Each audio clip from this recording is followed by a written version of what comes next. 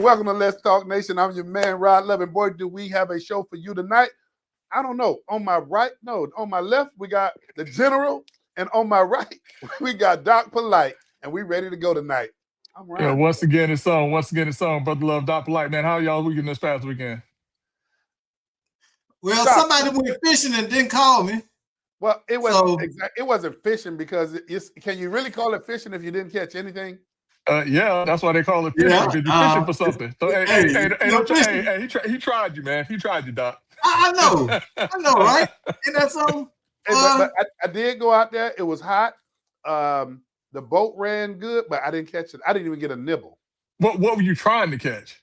Brim. I was not trying to catch any catfish. I was not trying to catch any gar. I was just trying to catch some brim. What time of day? I was out there at 8 o'clock, and I know some folks say get out there, 6 o'clock, but I was out there around 8 o'clock. Yeah, I'm about to say, man, that's too late. I don't even fish. That's too late. Hey, I don't even fish. I know that's too late. A bunch of gators, though. Yeah, because they ate all the fish. Hey, you should have been out in that water about 4:30 to 7. 7, it would have been dying out. Get up there close to them little lily pads. And yeah, but the last thing you want to do is to try to be bringing the boat in to dock it on the ramp 7 o'clock, and everybody else is trying to beat the rain, trying to beat you at the ramp. That's the last thing you want to do. Well, see, most of the people come out later. You gotta go out later in the evening. That's the best time, really. Hold on, but before we go into that, what's you and Greg's credential when y'all talking about fishing? I mean, you. Well, I'm so good they gave me a lifetime fishing license. How's that for credentials? Okay, I'll take that. I don't have to ever renew mine. Hey, we know somebody from Greg is Tallahassee, not Jacksonville. No, don't put me no Jacksonville, man. What's wrong with you? Hey, listen, that boy is from Tallahassee and Brunswick. And I know damn well No. See, I'm from Perry, Taylor County, Florida, and I grew up in Tallahassee. So when you ask about my credentials, when you born in Brunswick? No. I grew up in Brunswick. I went to Brunswick when I was 5 months old, and I grew up there in your DNA. Okay, I'm not denying. But listen, anytime you put anything with Greg Jackson, you got to start with Perry, Taylor County, Florida, then Tallahassee. You understand what I'm saying? All right, so my credentials. When you ask about my credentials, Brother Love, Perry, Taylor County, Florida gives me my credentials on all things wilderness. All things, okay. All things wilderness. I don't even know where Perry, Taylor County, Florida is. That's Perry, Florida. You know it is, yeah. You know it is. Okay. You said, you tripped me with the Perry Taylors, but Perry is the Taylor County. Yeah, and then the Taylor County. Yeah, listen. Okay, okay. I know what Perry is. So before we get down to any of the nitty gritty, Rob, that ain't country. That's country. Hey, tell them about all things wilderness. I'm telling you, all things wilderness. There's some good people up there. That's salt of the earth people. My people come right out of Levi County. Okay. So, down the way. Let me say this. Although I was out on the boat, man, something beautiful happened over the last few days. And as we're getting older, man, I certainly appreciated it. Tomorrow will be Mrs. Love's birthday. Okay. And you know what? I stood down because we were going to Destin.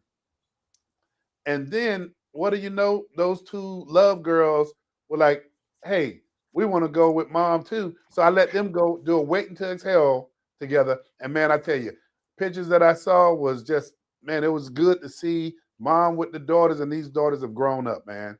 That's nice, man. That's awesome. That's got to be what awesome. Did you do, Greg? What did you do this weekend? Listen, man, I'm doing what I'm doing right now. I'm preparing for trial. So I was in trial last week. So I was preparing that weekend, and I'm in trial this week. So I'm preparing this weekend, this past weekend. I'm in trial next Monday. So listen, I have been, I guess you want to say, elevated to the trial department for the firm. And that means that I go around the state trying cases, doing the stuff I love to do, man. Hey, but they got the right person. Congratulations. They got the right person. Hey, so here's something I love to dive right into. And Greg, give us the lowdown on this frat deal. What is the frat house cocaine ring? Well, listen, before we do that, man, we got to let folks know that they're tuned into 1, 2, 3 of the most influential voices in Central Florida on their Monday night podcast, Brother Love, Greg Jackson, and Doc Polite, only because we invited him to the party, but we'll talk about that a little bit later. If you want to be a part of tonight's podcast, all you got to do is use those Twitter fingers to go on Facebook to be a part of the night show. Brother Love, Doc Polite, Greg Jackson, the duo of the Monday night podcast. Brother Love, Doc Polite, let's get it on. Get it on. All right, brother. All right. So listen. Listen. So if people thought that hazing was bad and that black fraternities was bad, something came out of, was it Pennsylvania? I forget the name of it. I forget the school now because it was so incredible. Which one? Penn State? Yeah, Pennsylvania. Yeah. So it is so unbelievable what was found out this past week. But at a university, they found that this fraternity had a cocaine operation going on, and it was one of the fraternity brothers, and apparently his dad has been looped into it. But they were using the pledgees to help to distribute and make sales, not weed. All right. When I was in college, we used to drink a lot. We ain't talking about drinking and underage drinking. We're talking about the big time cocaine drugs that these kids were using and filtering through a fraternity. So Greg, let me ask you this question. And Doc brought this up, Mondo brought this up earlier. Man, we see our punch notes. We've heard about what's taking place with this. This is in your area. Would this qualify for RICO? You know what? I would say yes. And this may not just be a state level RICO case because of the reach. Because my understanding is that this was not just a localized operation, that this went across county lines, state lines. With not just the distribution, but also bringing in the drug. So this is probably going to be a case that is on the federal level, not to mention it happened at a university. So I'm sure that from some type of standpoint, the feds are going to come in and say, because it happened at a university, the university received federal dollars, so we're going to take jurisdiction over this thing. This is a huge deal, but it's just absolutely unbelievable, man. People leave home, people leave bad situations to go to school, get an education so they don't have to be out there hustling. These guys are in school for the primary purpose of hustling. So Greg, here's something Doc Polite and I was saying. Greg, these guys was actually packaging, the pledges were packaging this stuff, right? Yeah. Greg, is that a legal defense? I thought it was just my initiation. No. No. A crime is a crime. A crime is a crime. And Greg, what RICO is? So RICO is an organized crime statute. It's a state as well as a federal act to where someone can be brought up on charges. That's something that they try to bring Puff Daddy up on because they're saying that there was an organized crime or an organized fashion in which he was doing the freak offs and different things like that. But these guys, when you have a group of individuals that have come together to be a part of a criminal enterprise, they can be prosecuted under RICO, under the RICO laws, RICO, RICO. Well, this thing, Greg, it looks like it's gonna get bigger as time goes on, man. Because this multi-state, and we're talking millions of dollars, right? Yeah. This was not a small time operation. How rare is this? Do you think, or do you think that this is something that? Oh yeah. Yeah, extremely rare. Now, listen. Let me say, I'm not going to say that. So let me say this. I don't want to say that fraternities do illegal acts. So I'm going to say that this is very rare. But if they do things like this, they're doing things like contribute to the delinquency of a minor with alcohol, at the parties and things like that. They're doing things like marijuana, like selling weed and different things like that. This is probably the first time that we have heard of a college fraternity using the pledges, using the organization of a fraternity, a national organization, in order to sell and distribute narcotics. Not what is marijuana is a class what? Class 3? I'm not sure. Whatever the class is, cocaine is way out of that class. Cocaine is class 1. Oh yeah, so I think this has never been. I think weed is like a class 3. Yeah. So go ahead. No, I'm saying I'll just answer your question, man. This is unprecedented. If we hear about something like this happening anywhere else, I would be amazed. This is unprecedented. Greg, what implication from a national standpoint when you talk about, and we didn't call the fraternity a name or anything, but what implications does that have nationally though on those organizations? Well, let me say this, because I want my Divine Nine to know that it was not a Divine Nine fraternity. So although we did not call the fraternity's name, this is a PWI, Yeah, predominantly white institution fraternity. So this was not, a black fraternity. Like, listen, I know we show out and everything like that, and people look at us and think that we always doing things wrong, but this was not a black or fraternity or sorority on this. But the national implications on this, Brother Love, and that's a great question, is moving forward. Um, Organizations or fraternities are going to be more careful about how they oversee these fraternities because like I said, fraternities get popped a lot for hazing. I mean, they get popped for doing criminal things or things that are considered to be crimes. But when you get to this level of an organized crime, an organized ring of individuals that are selling illegal drugs, they want to make sure, because listen, when you think about it, it's genius. It's absolutely genius. You bring in a group of guys who want to be a part of an organization, want to belong to a group, who will do anything to be a part of this group. You get them to sell and to package drugs and say, hey, listen, we'll cut you in on this and you're going to be our brother. And, when things go along or whatever, we got your back, we have the money and things like that. It's genius how they went about targeting these young men that wanted to be a part of this organization and using them to sell illegal drugs. Mm. It's genius. I'm not saying it's right. But it's genius. I don't know how much y'all know drug gangster history, but it kind of reminds me of the use of dead GIs during Vietnam. That was one of the ways that Frank Lucas, that's right, became the king of heroin in the United States. That's right. Is by that using GIs and dead people with false bottom coffins and things like that, and they would literally bring that stuff in because it didn't go through customs.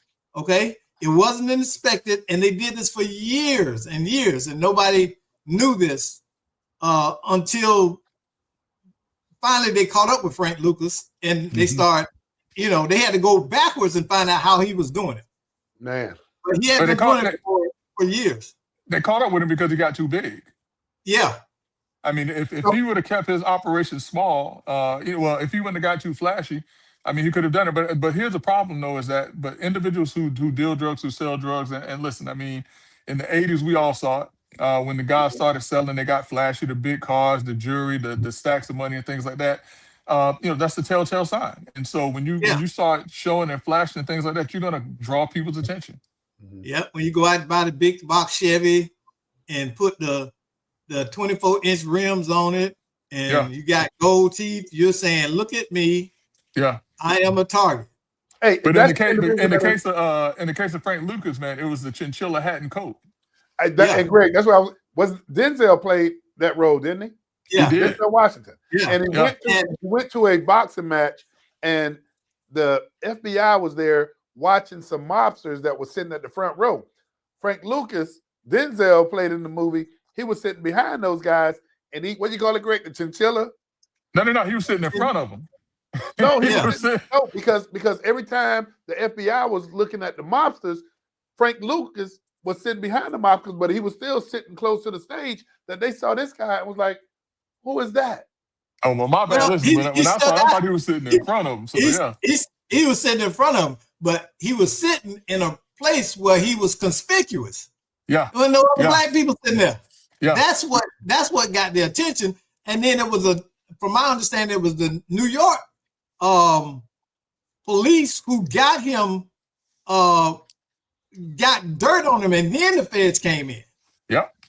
So it's all about, to me, it's all about like Greg saying, putting yourself out there and putting a cross on your head. I'll tell you what, something else that has my attention, and Brother Jackson, I'm glad that you're here, because I was saying the doc, all this makes sense to me, but I want you to put it in perspective. 2025, 2026 luncheon, and you have these great gatherings, people are coming together, and you're thinking it's successful because you got a crowd.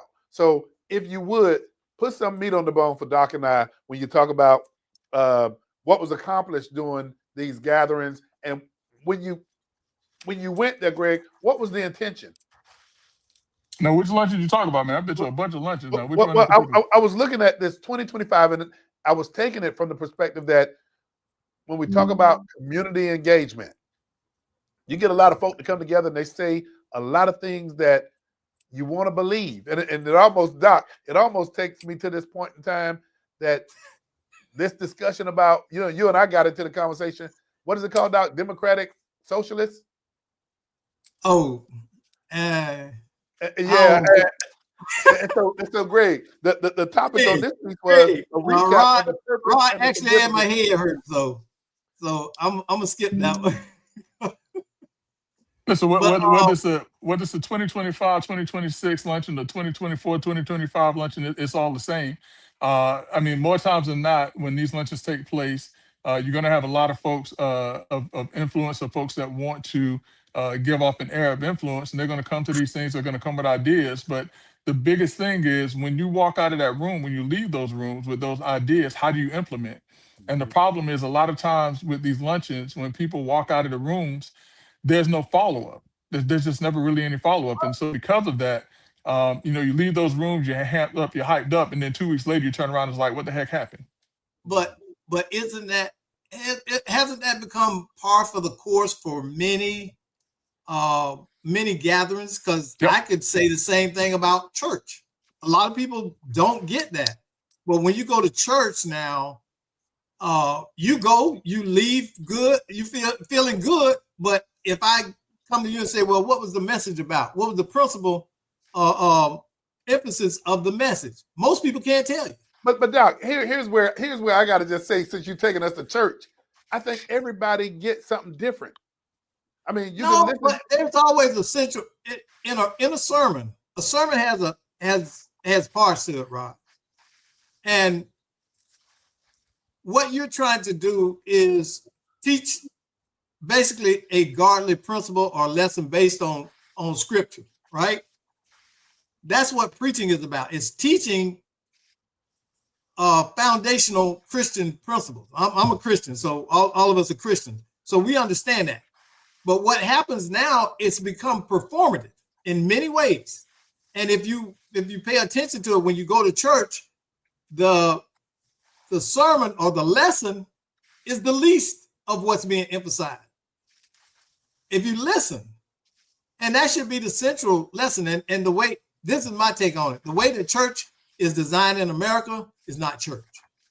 It's something else. It's not the foundational principle or concept of what church should be. Church was about gathering.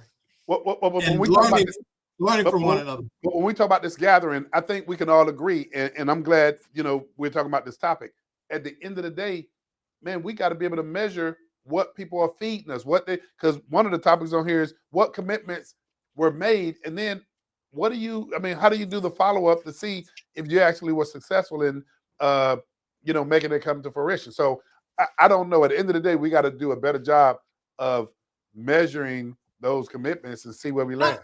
Not only that, Ron Greg, what about holding people accountable for what they say in those situations? Because many times you get people that go up there and make claims and allude to things that aren't true.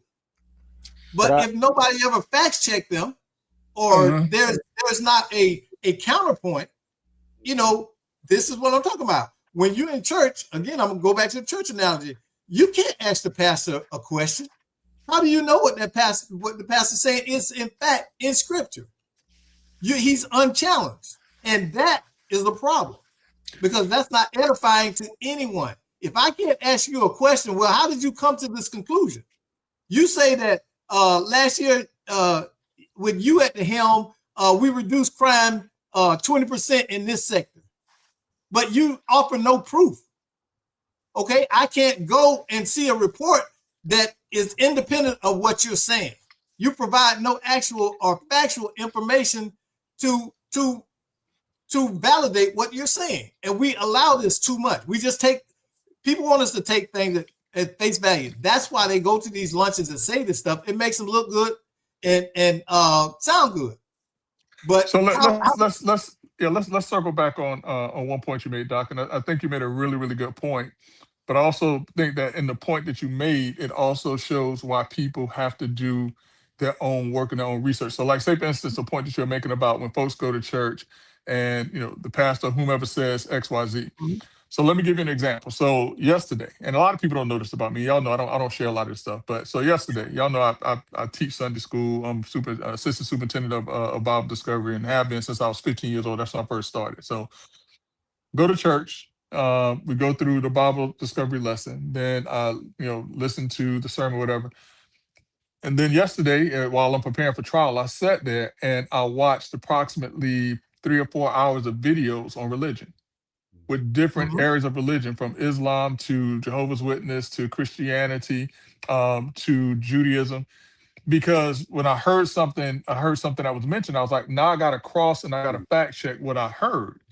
So Mhm. I've always been the type of person, even when someone is teaching, I want to make sure that what they're saying is either accurate, can be verifiable, and if not, how do I correct what I've just heard? Now, I used to get in trouble when I was a kid because when I was in No, Sunday I'm telling school, you, I was the yeah, same way. listen, because when I was in Sunday school and the Sunday school teacher would say something and I would question her and she couldn't answer my question, they would get mad at me. And I'm like, why are you Yeah. getting that mad at Yeah. me? Because you can't answer my question. But so when you go to these meetings and these luncheons and what you all are talking about, you're absolutely right. It's a feel good, rah, rah, rah moment. And at the end of it, you never hear the follow up to it. It's always like, hey, we had a great meeting, all this other stuff, but where's the follow up? What are we going to do from here? And that's one of the things that I always liked and I appreciated about FEC, Brother Love, Dr. Randy B. Nelson, because when they went into the community and when these forums were being had, there was always a follow up to it. And when Brother Love was a commissioner, when he would have these community meetings, listen, Brother Love had how many forums you had me emceeing? I think it was like 6, Quite a few. Quite a few. because they were follow-ups. You know Yeah. what I'm saying? Yeah. When there was an issue and there was a problem that was brought up and addressed, it wasn't left there. It was, okay, we've identified the problem. All right, so what's the next step? Since we've identified, now let's see the people that can come together to figure out the solution. All right, now we have the people that can figure out a solution. Here's the solution. And that's what people are missing. So people are So so Greg and caught up Doc. and happy with just being in the room. Yeah. So Greg and Doc, and both of you hit on that point very well. But here's the thing that I've noticed from a community perspective, not so much from a business community, but from a community perspective. When you talk about human services, crime, delinquency, senior citizen service, all of those issues, where I see us falling off at is communities don't have the resources. And come on, we can talk about giving up your time all day long, but unless you have some dedicated resources to do some follow-up to see, when we talk about delinquency, that $20 million that's going into communities every year. Are you looking at the crime index from law enforcement to see what their juvenile arrest numbers are? Is it making an impact on that? Are you looking at homelessness? Are you looking at child welfare? Those numbers should be reflected there, but only the one thing that I realized that's not happening is you got the Pine Hills councilman do an excellent job in the community. One of the things we talked about from a task force perspective is seeding some of those communities with resources so you can have a designated person that's following the numbers, making sure what we say is happening is really happening. Now, Brother Jackson, I'm gonna pop some on the screen, and I love this graphic last week because it speaks to exactly what you're saying about Brother Love, and that's this. And appreciate that, Doc. King Solomon Foundation. Now, he called me, and I instantly went into a breakdown. He didn't have to tell me because it's so self-explanatory. And what I told him is, I don't understand why governments, local governments, and entities that depend on maximizing their tax dollars don't see this type of tool like CPAS as something they should absolutely be utilizing, because this break down the cost avoidance of funding local programs. I've seen this, you guys put together this type of stuff time after time after time for communities, and you come in with a plan, you come in with the research identifying the problem, you come in with the solution, you try and organize and get stakeholders to the table, and every time the stakeholders are the ones who drop the ball. The people who should be stakeholders drop the ball. I want to understand why, because if I was a county and I could look and say, I'm spending $250,000 right here, but it's saving me $2.4 million in realized savings, because it's cost avoidance for incarceration, for interdiction, and all type of social services, that this $250,000 has reduced that. And now I have that money to put somewhere else. But Doc, I got to tell you this.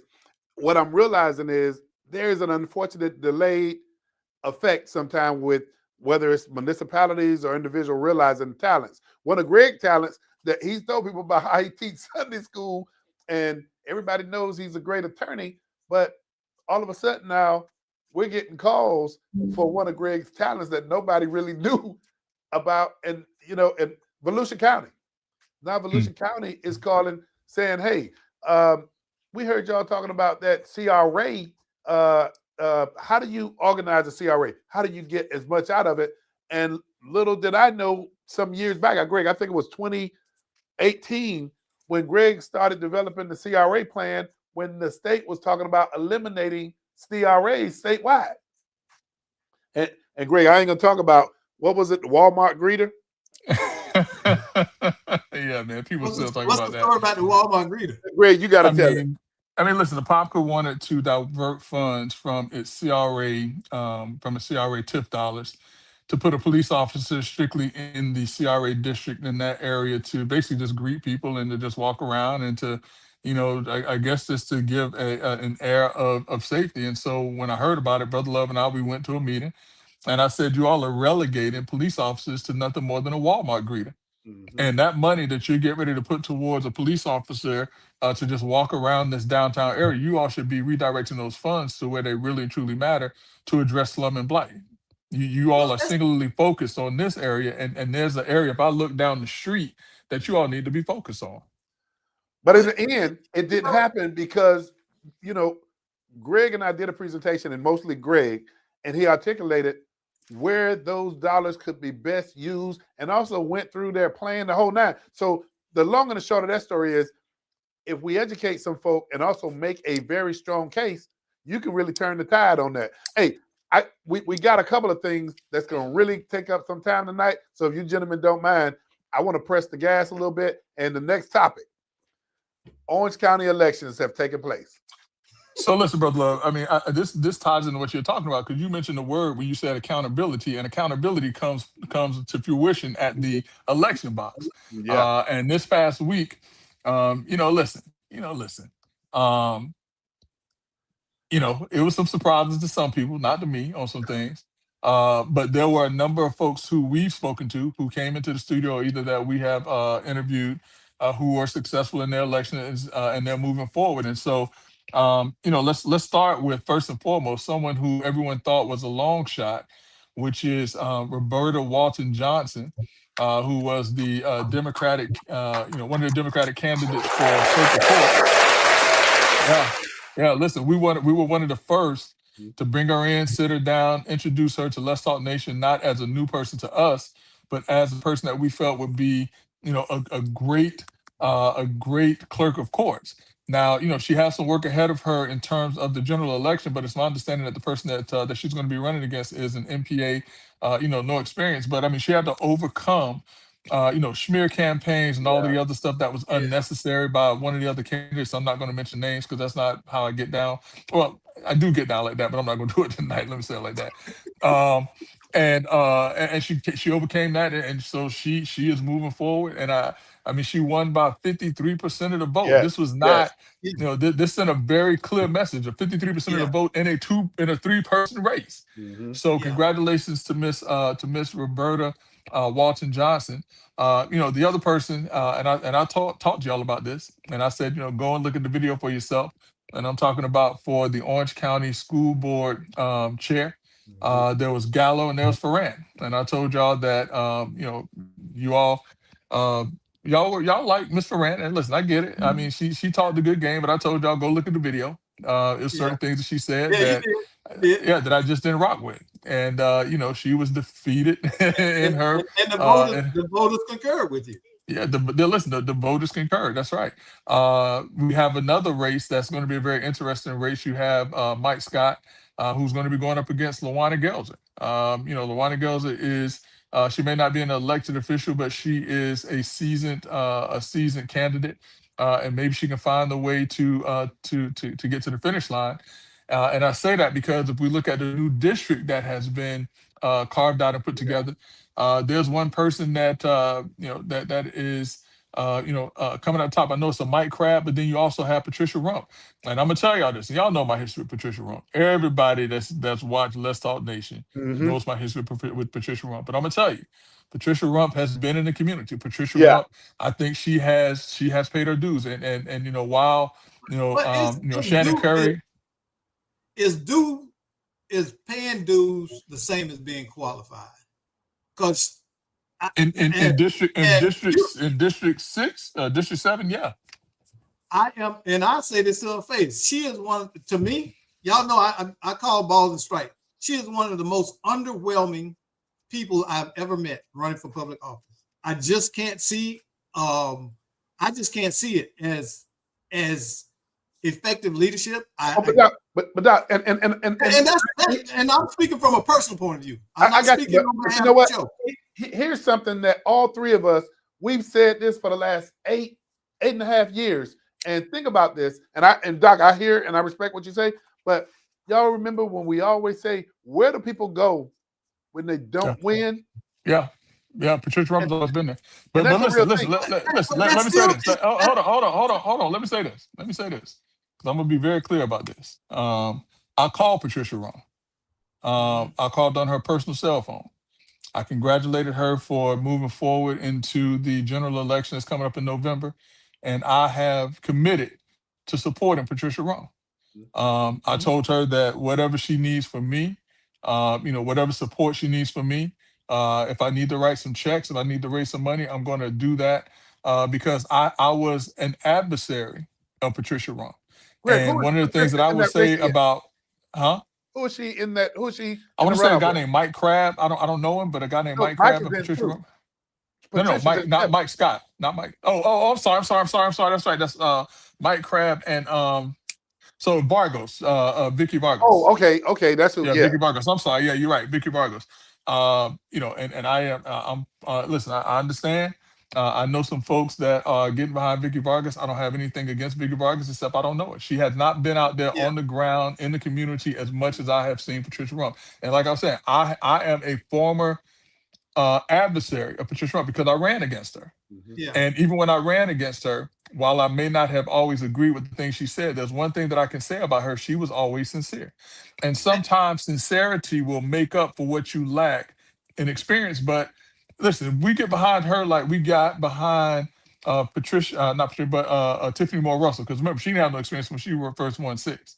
If we get behind her like we got behind any other candidate, she's gonna be all right. She's gonna be all right. I kind of hold her in the same light of Lawana. I just do. I ain't gonna let you do that, dog. I don't. I know Lawana. I know Lawana. I like Lawana, and I'm not gonna let you do that to Lawana. I ain't gonna let you do that to Patricia. This is from my perspective on looking at both of them. Lawana has been there, but she's also has been very much a polarizing figure. Okay. And you can't sit there and say that she's not a polarizing figure because that's her brand. Okay. But here, either pro her or anti her. iron sharpens iron. We can have these conversations, but here's the reality of where we're at. Patricia and Greg wasn't Vicky on a city Yeah, commission? over in Okay, Maitland, if I so, remember right. Yeah. so now you got two candidates. People got to make a decision on. You Mhm. got Mike Crabb in 2 against Camille Brown. People got to make a decision on that. You got Listen, and on that, Camille Brown has my full 100% support. Yeah, so 100% support. and she has experience, Yeah. and that speaks for something. Well, To wait, me. let me change that. Let me change that. She has my full and complete support when she calls me. listen, when she calls, she got my full and complete support. Let me put it like that. and so you mentioned in 6 you got Mike and Luana. Yeah. What other? Because it's like 5 seats that are up. Yeah. I mean, so you have 2, you have 6, you have 7, you have 3. If I recall, is it 3 or 5? What seat was won, Uribe? who won right now? Oh, I think that was 3, but Greg, that's not up. That's gonna have to be a special election or an appointment. That's right, because of how she resigned. But Yeah. but listen, so yeah, don't get me off my game. Don't try to get me off my game. So um it may be a surprise to some, but it's not a surprise to me that Tiffany Moore Russell has advanced to the through by way of runoff to become Orange County mayor. Now I'm gonna tell you the shock to me. All right. The shock to me is not that Stephanie Murphy is not in the runoff, because I never thought that she had the chops to do that. Remember, I told y'all, I said the only person to win a county-wide election out of all of those candidates is Tiffany Moore Russell. I said it from the very beginning. From the very beginning, she's the only one. The next most impressive person to me after her was Myra Uribe, and so I thought there was going to be a battle between Myra and Tiffany. I never thought, despite what people think, the money I was raising, things like that, I never thought that that Stephanie Murphy would be in the runoff. That was just me. That was just me. Chris Messina? Does Surprises anybody across know who he is? surprises No. across the board, Greg. Because when you look at that order, nobody really thought that order was going to. That's the surprise. That's the surprise to me. Well, how do you view him as her opponent in the general? I don't know anything about him. That's the thing. Now I got to get up to speed and learn who this person is. I just know he's a business owner. I know that he was snubbed. If it was purposefully or not, I know he was snubbed in a lot of the debates. No one took him seriously. I didn't take him seriously. I'm not going to listen. So Greg, I'm gonna be honest. I don't know who he is. that, but when you say that, when you look at registered voters in Orange County, and majority of registered voters are Democrat. Then the next scale you have Republicans, but you got a lot of NPAs in Orange County as well. Yeah, they're going Tiffany Moore Russell way. Remember, they couldn't vote. They couldn't vote in the primary because it's closed primary. Yeah. Listen, hear me when I say, because remember, the votes for Myra and the votes for Stephanie have to go somewhere, and they're not going to go to. Well, I don't know. I don't know enough about Messina. They may go Messina's way. I just don't know. But I don't think that any one of those ladies, because the forum, the fireside chat that I moderated, I said that was one of the best debates or fireside chats that I've ever done. They were all respectful of each other. They all knew the issues. And like I said, it was nothing personal as it relates to Stephanie Murphy. I was just looking at how they have campaigned and the areas that they have run in and what the numbers look like. It's always been strictly a numbers game. And I say that to say, because in the debates, very respectful, very knowledgeable. I thought that she would have brought a lot to the table. And if Tiffany Moore Russell and Myra Uribe were not in this race, it would have been easy for me to say Stephanie Murphy. But because of those two individuals, I couldn't say that. Great. Let me ask you this question. Do you believe, and I guess this is two-part question because it's going to apply at the state level as well as Orange County. Do you think it's going to make any difference as it relates to the property tax amendment with voters if you're for it or against it as a candidate? For who? For the candidates? Yeah. Is it going to increase their support? I mean, what's your thoughts? What, Doc, you too? In my mind, I don't think they should say whether they're for it or against it. What I think that they should say is that they have a plan if it passes. To say that for or against it at this point will not be helpful for them, because to say that you are for it says that you are for a Republican-led initiative. To say that you're against it does you no favors. So basically, just say, listen, Yeah, we're I preparing agree. for whatever happens. Yeah, I agree with that because neither one of them will have a real say or impact on what happens. right. So to go and try to own or disown the issue is of no benefit. No. So Well, I think hey, some good consultation advice right there. Hey, moving y'all forward, No, we no, got. wait, don't go nowhere yet. Don't go nowhere yet. You keep trying to rush us through this thing now, brother Love. I'm not ready. Because listen, the battle lines have been drawn for the governor of the state of Florida. And while while it was a foregone conclusion for many of us, it is now official that Byron Donald is going to be facing Jolly, who is a former And that's where I was Republican. going. Now, That's where I was going. oh, you're going okay. there. I'm sorry. I'm Yeah, sorry. yeah, Let me yeah. take a step back. Go, No. brother Love. Hey, I'm sorry. Go ahead. You already laid it out, but keep navigating because Greg, something by law has to take place. I believe by the 27th. Hey, wait a minute. Where's your jacket? Who, mine? Yeah. He get Man, a I'm in a demand. I hotel just room. noticed that, Doc. Man, I'm in a hotel room. Man, you don't see this? Man, Hey, I'm in a I'm hotel throwing room, shade man. because I'm sitting up here itching because Ron make me put on the jacket all the time. Hey, the conversation been so good, I didn't even notice the LTN policy. But hey, Greg, the 27th of this month, by law, Yeah. Byron Donalds has to select a running mate, right? That listen, and people are waiting with bated breath because it's going to be interesting because that is going to determine. I mean, listen, although Republicans lead the Democrats by 1 million registered voters, who he selects as a running mate is going to determine if those million Republican voters are going to come his way or if they're going to stay at home. So I'm very interested. I mean, although I'm a Democrat, I'm very interested in seeing who he's going to tap as his running mate. Let me break this down, and then I want to hear y'all perspective. All I right. believe North Florida has been a support for Republicans for decades. Okay. Central Florida has been the area where it flips sometimes. South Florida used to be a bastion for Democrats now, Greg, but now it's the bastion for Republicans. So if I had to make a guess, I would guess maybe somebody out of possibly Central Florida, but then I'm hearing South Florida. So what's your thought, Doc? And then Greg, round this out. I'm going with a selection from somebody. I think with, here. I think South Florida. I think Miami we talk, area. huh? I think We the Miami talked area. about this over.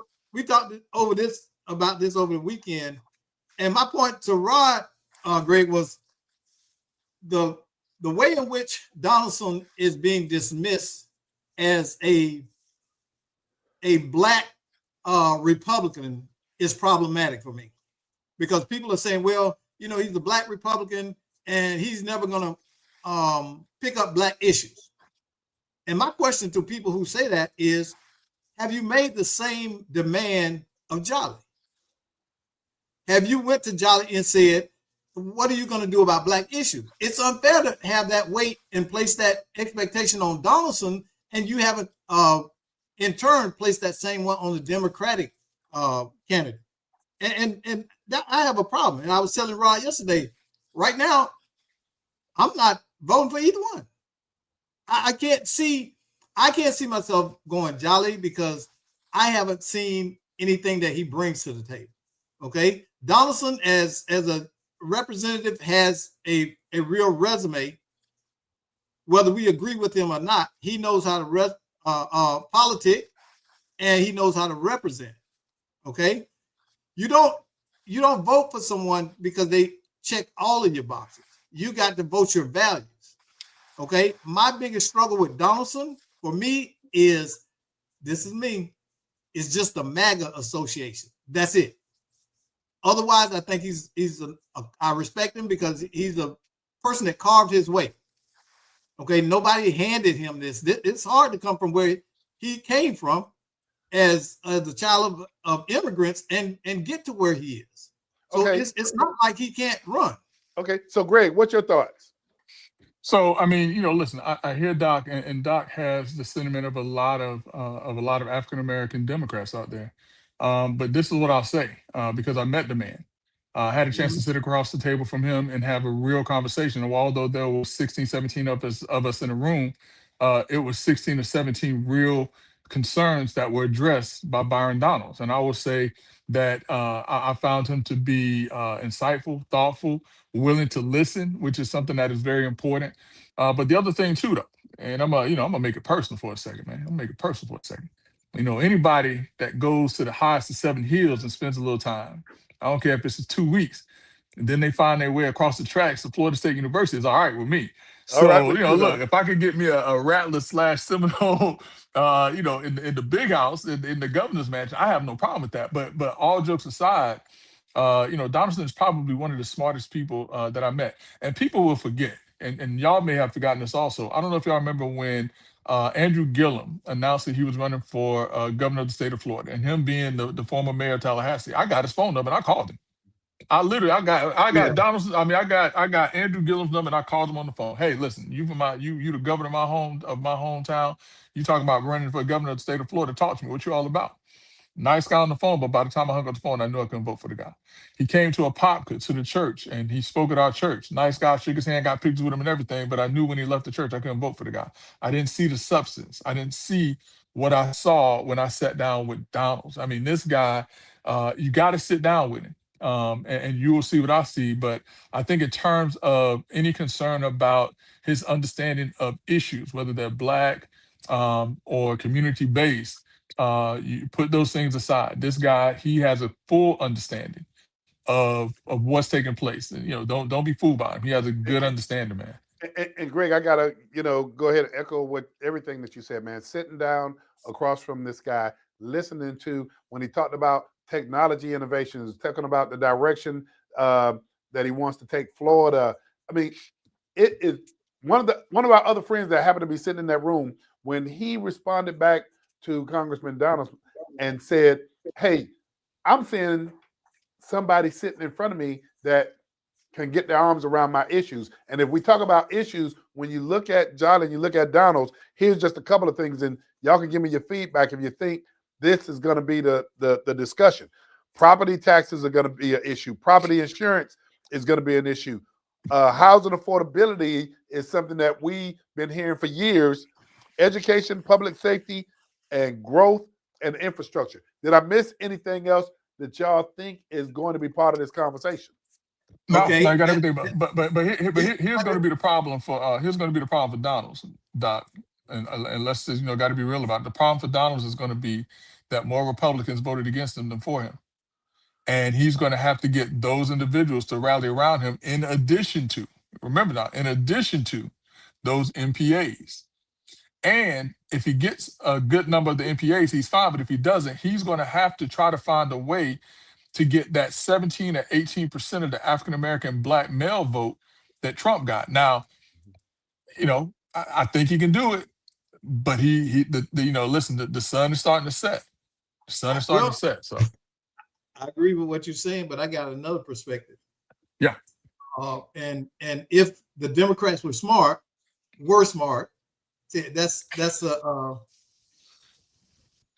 that's a jab. If the Democrats were And I caught it too. they would hang the last 30 years around the Republicans' neck, because all of those issues that you're talking about, Rod, has taken place under what? The Republican-led administration of Florida for the last 27 years. Wait, Doc.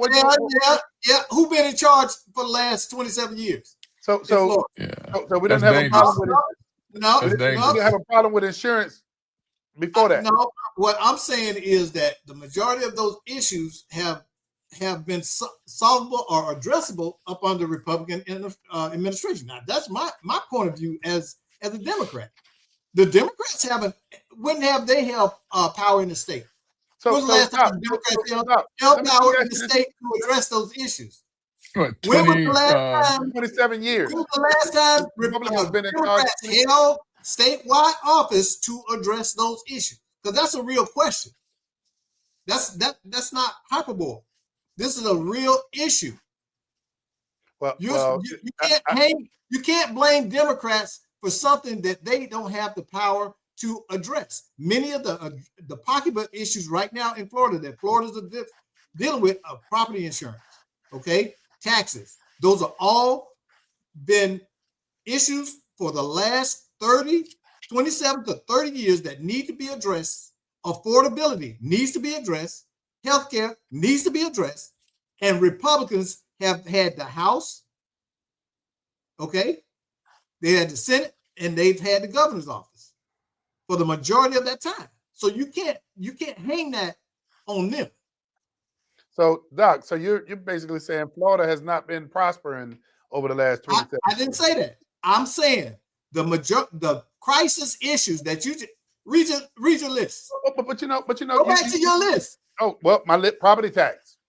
Okay, who's been in office since property taxes have been a major problem for Floridians? This is taking place in the last 30 years. You do realize one of the most major issues when you talk about a ballot initiative in Florida's history is going to be the property tax reform issue. You know that's I get that. I get that, but it's still not going to address the crisis. But that's why you elect leaders. That's why you elect leaders to get in there to address those issues. But it's still even the current legislation that we're going to vote on in November still does not reduce it that much. It reduces it some, but it doesn't take it out of crisis mode. It's still going to be a problem for many Floridians paying those property taxes.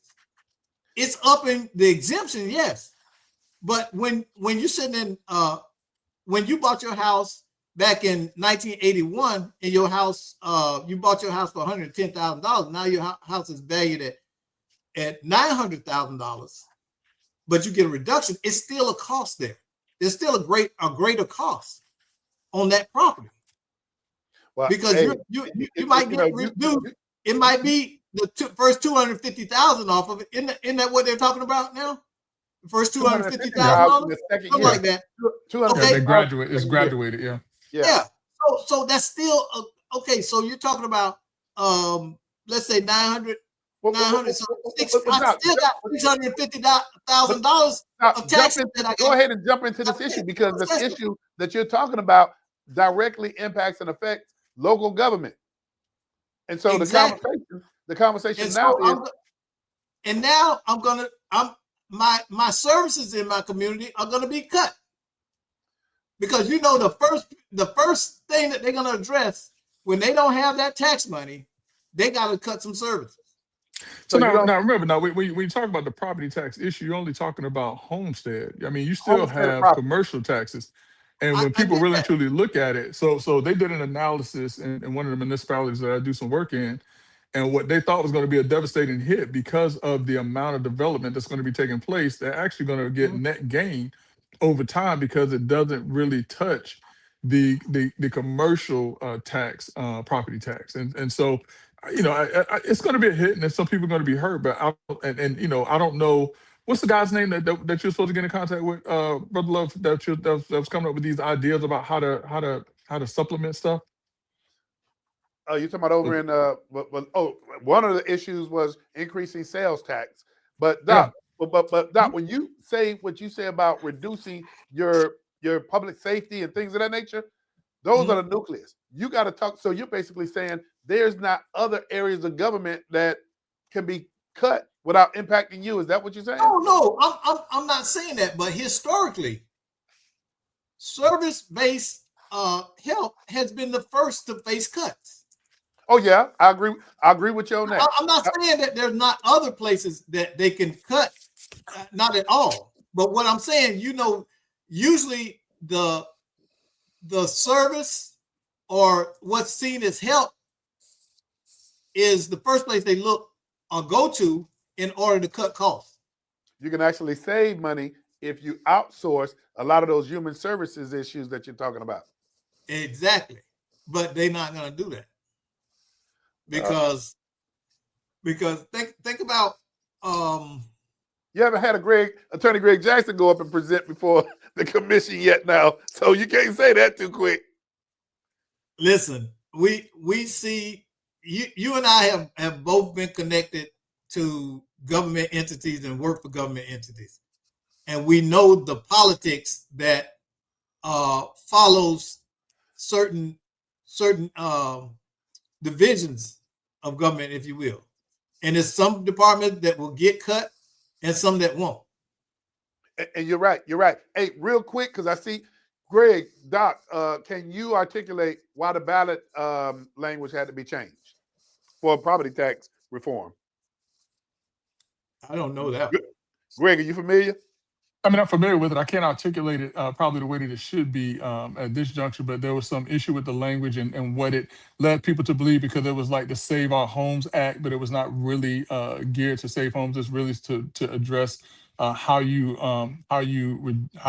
reduce the ad valorem taxes, or how you reduce state taxes from ad valorem. So yeah. Interesting information. There was a poll that was done. The wording was misleading or something. But there was a poll that was done prior to the poll being done. 60% of voters thought the language was good. After it was rewritten, 65% of voters think it's written better. So I don't know if that's any indication of where this thing goes. No, don't get excited. Don't get excited. I don't. Because listen, you're saying 65% of them thought that the language was better. That still does not take away from the fact that 37% of those individuals, or 30% of the people, don't like this initiative. Yeah, you got a point. But all it needs to pass, Greg, and that is cutting it's 60 though. It's 60%. So you got 63. Listen. If you lose by 1 point or 50 points, you're right. Which is worse? You're a right. loss is a loss. Yeah. Okay. A loss is a loss. You know, do y'all know? Are y'all familiar with the term Eli 10? What's that? Nah. Eli 10 means explain it like I'm 10. Okay. And do you know why this is an AI term? And you can, if you're asking AI a question, you can put /Eli 10, and it will explain it to you like you're a 10-year-old. That's AI. Yeah. Do you know why? Because most American people function at a 10-year-old comprehension level. That's the 5th grade. Wow. And so that's how that term came about. So I learned something. Hey, real quick, Attorney Greg Jackson, we know you're on a case, but a lot of folks sometimes don't realize that you are one of the lead attorneys with the law firm of Dan Newland. So let folk know how they can get a hold of you, man, should they need your services. Listen, if they need my services, all I got to do is dial 407-564-6604. That's the direct link to me. You can call or text me that number. But like I said, right now, you know, my main focus is trying cases, man. I like being in the trenches. I like slaying dragons, man. So. Slaying dragons. Hey, and that's the gladiator there. Hey, Doc, can you tell people about?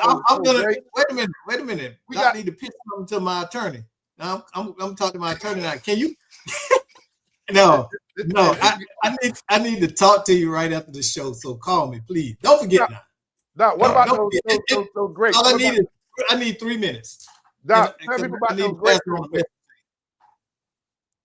Doc, those grapes. What grapes? Oh, you forgot about them grapes you've been harvesting? Oh, man. Look, the wine is in the bucket. What kind of grapes are those, Doc? They're muscadine grapes. Muscadine. Greg, Greg, you got your little lake ridge. Hey, you got your little lake ridge going on over there. Hey, yeah. So, but I got some for you and some jelly. Greg, I made some jelly. Really? And wine. With muscadine grapes? Yeah. Oh, that should be good. The wine will be ready by the middle of next month. Hey man, go ahead and bring me my ripple. There you go. Bring me my ripple. Listen, Attorney Greg Jackson. I took the time out. Congratulations to St. Paul AME for his 139-year history, man. A great program the other night, brother. And listen, you know, and let's not slide by this. I heard, Brother Love, that you did an outstanding job, and I was hearing rave reviews when I was at church yesterday, man. Everyone appreciates you for what you did, man, and I appreciate you for stepping in, brother. Thank you, man. When my brother called me, I answered the call. Hey, y'all don't have to go home, but you got to get out of here. We'll see y'all next time on Let's Talk Nation. Talk to you later.